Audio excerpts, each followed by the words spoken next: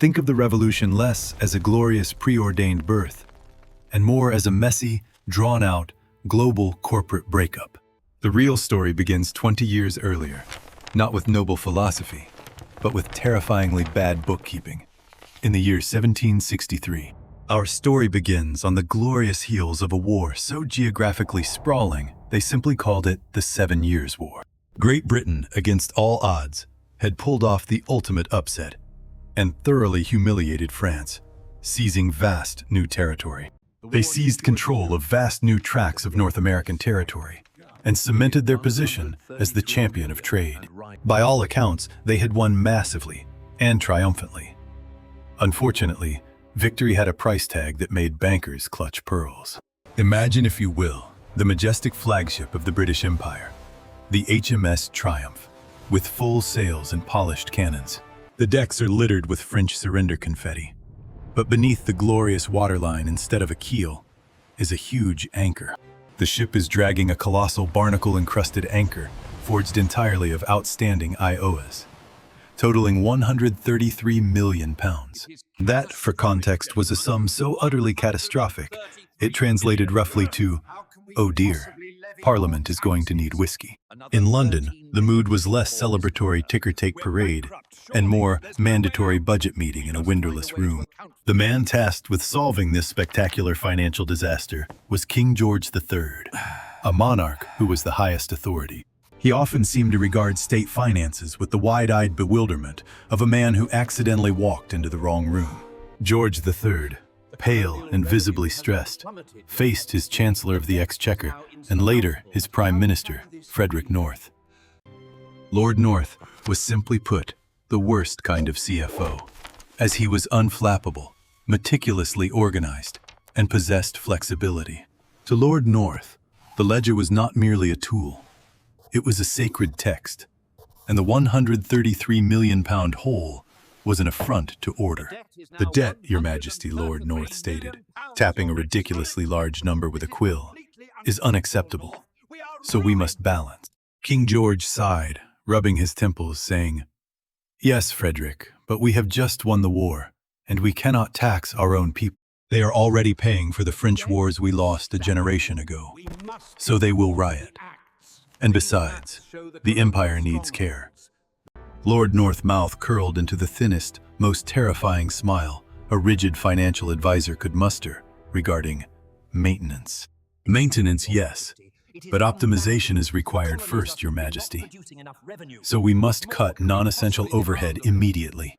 And thus began the first deeply ironic consequence of the massive victory, as the Royal Navy received a bureaucratic pink slip.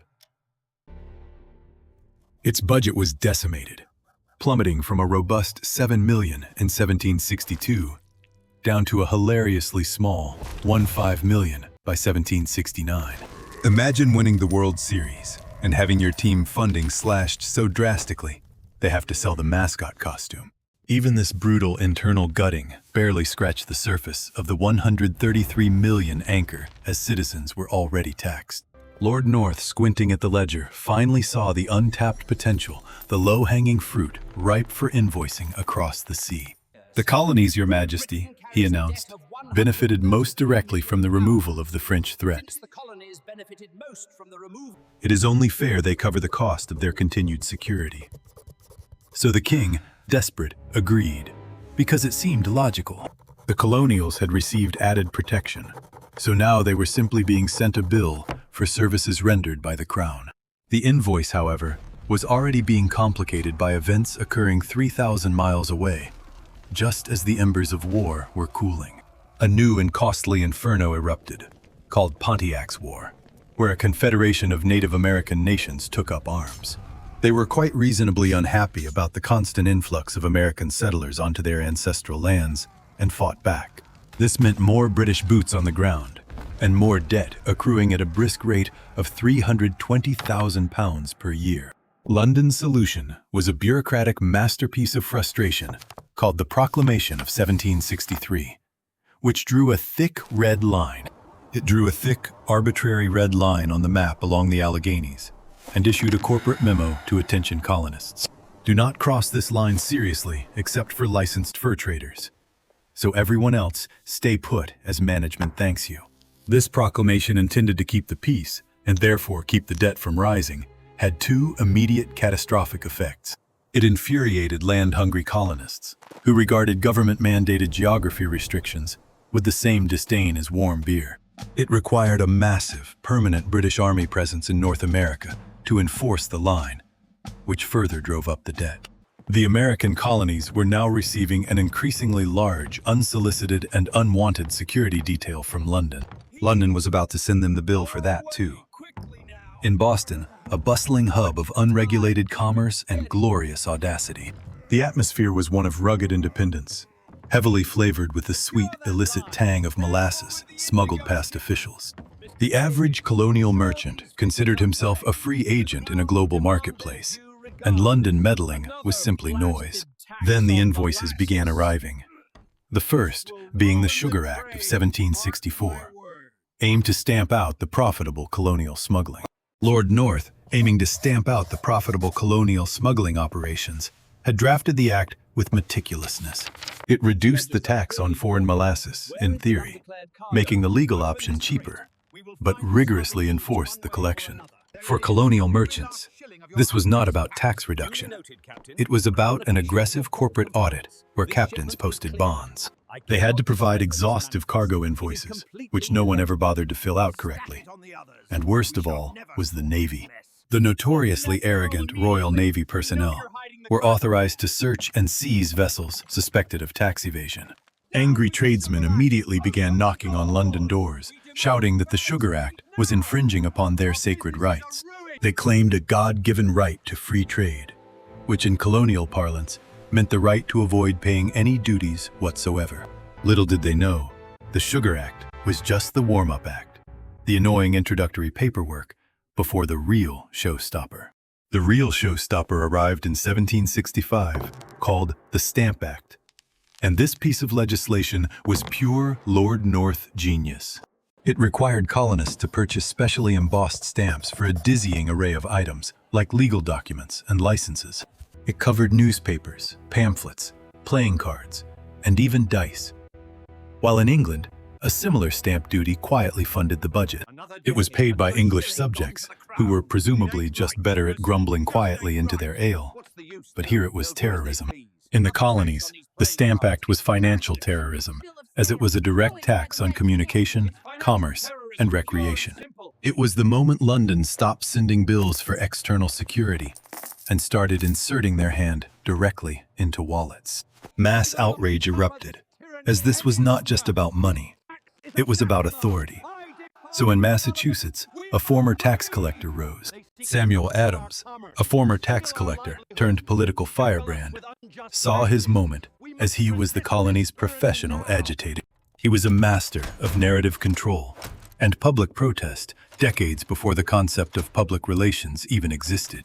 Adams, alongside other leaders, quickly formulated a brilliant, concise, and utterly damning slogan that summarized the crisis. They summarized the entire financial crisis into 4 punchy words. No taxation without representation, which was devastating. The logic was simple, yet devastating. So if Parliament was going to charge the colonies deserved an official seat. If not, the taxes were simply theft, perpetrated by an absent landlord, and the protest movement was so widespread and vehement. It was so destructive to imperial commerce that Parliament, fearing a full-blown economic collapse, blinked and repealed the act.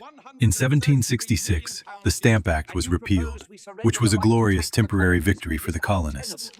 But Parliament was worried sick, worried about losing face, a cardinal sin for any empire. They immediately followed the repeal with the Declaratory Act. The message was clear. Just so we are crystal clear, colonials, we still maintain full, absolute, and total authority to legislate. We legislate for you in all cases whatsoever, so you won the battle, but we own the keyboard. Got it? Good, said the British. The temporary truce lasted only a moment before Lord North financial ledger beckoned again as the debt was hovering. In 1767, the government introduced the Townshend Acts, a new series of indirect taxes on imported items like glass and paint. It taxed paper, and most notoriously, tea, as this was the empire attempt to get clever by taxing imports, not transactions. Surely the colonists would not mind paying a small fee on luxury goods, but they minded dearly, and Samuel Adams wrote back. Writing on behalf of the Massachusetts legislature, he called for a massive coordinated boycott of all English products. The colonists were now practicing corporate defiance, starving the empire of revenue to prove a point back in Windsor Castle. King George III watched these developments with a remarkable, if utterly ineffective, sense of empathy regarding the Stamp Act. He mused that it first deprived the Americans from the means of acquiring wealth, and then taxed them, seeing the drama. The king saw the human drama, but Lord North saw only red ink and procedural inefficiency for the inflexible prime minister. The matter of taxation had now transcended economics. It was a pure test of who is the boss regarding the colonies. To let the colonies dictate financial policy was to risk the disintegration of the entire imperial structure in Boston. In Boston, the friction was turning incandescent, as the city, Adams branded as the beating heart of American unrest, was a zone. It was an open war zone of latent tensions. So to ensure the tax collection went smoothly, Britain had dispatched more troops. These redcoats, intended to be symbols of authority, were instead viewed as unwanted debt collectors and were harassed.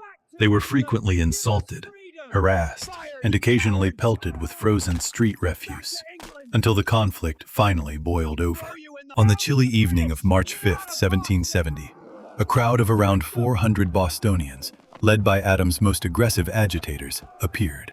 They cornered 8 British soldiers near the customs house and hit them with snowballs laced with stones and oyster shells.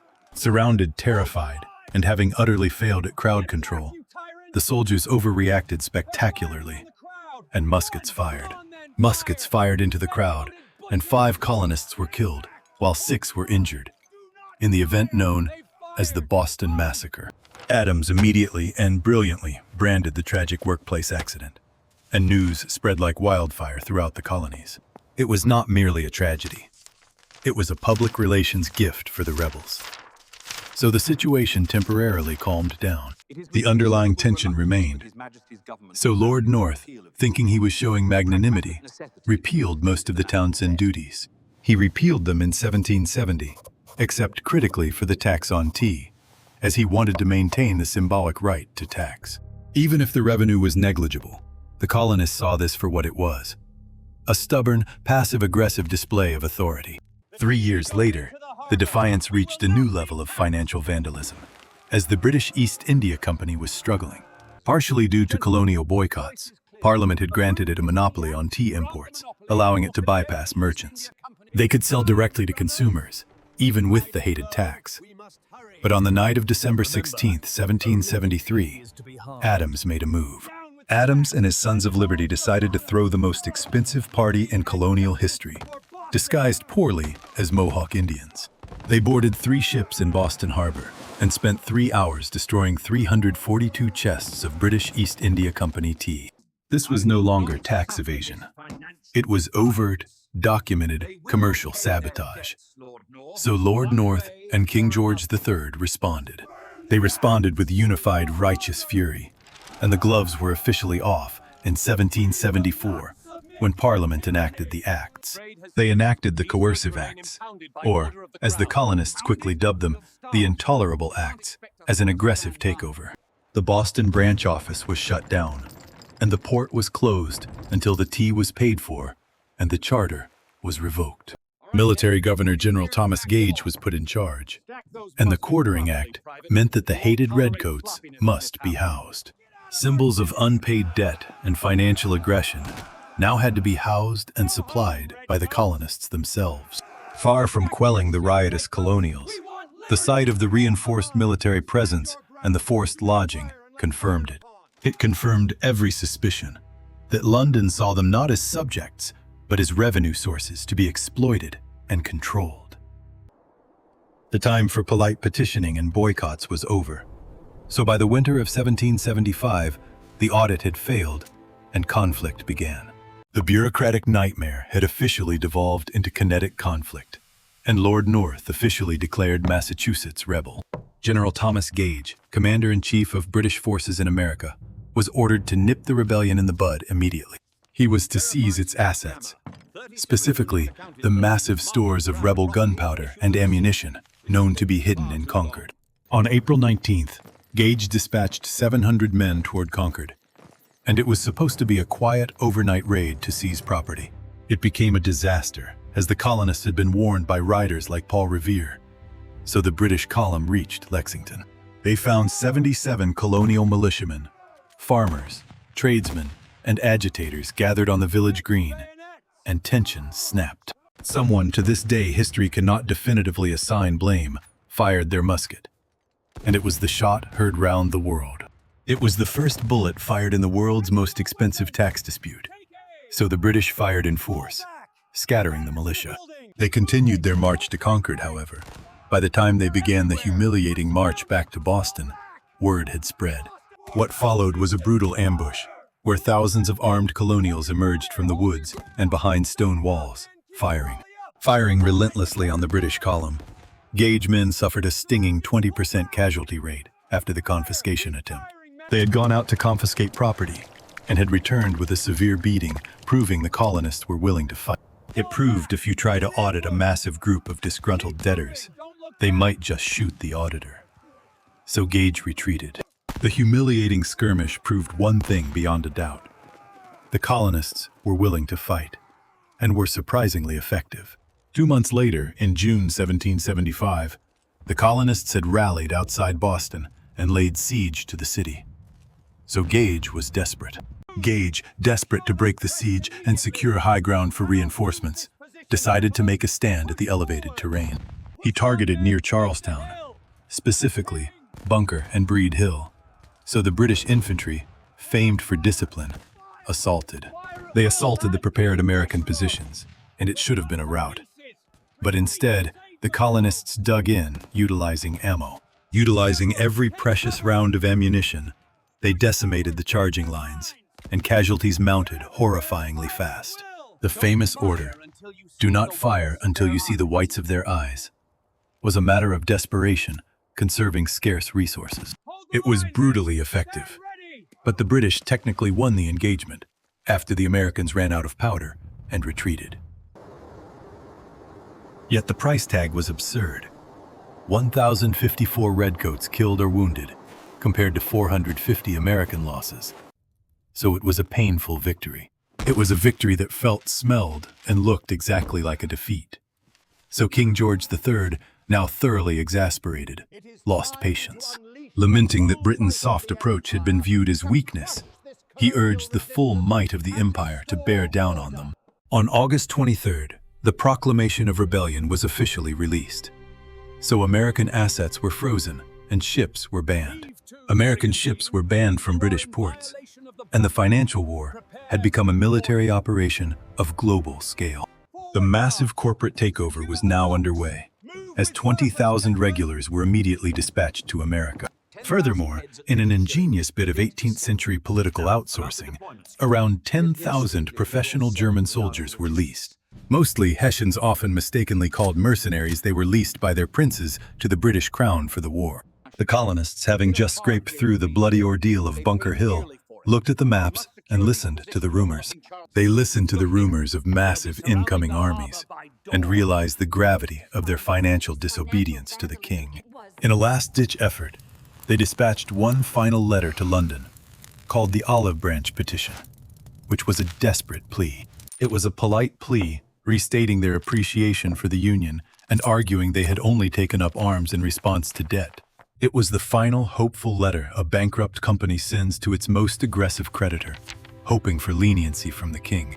King George III, however, decided to ignore the petition completely and responded to the looming Declaration of Independence. He condemned the power-hungry leaders in the colonies, convinced that ongoing hostility was the only viable response. He saw it as an open rejection of his government. So the audit was now complete, and the invoice was final. And war began. The war, the ultimate most expensive collection effort in history, was about to begin. And the only question was the ending. Would this massive corporate breakup end with the king reasserting his authority, or with the birth of a brand new nation? The incoming Hessians were about to arrive in New York, and General George Washington was waiting for them.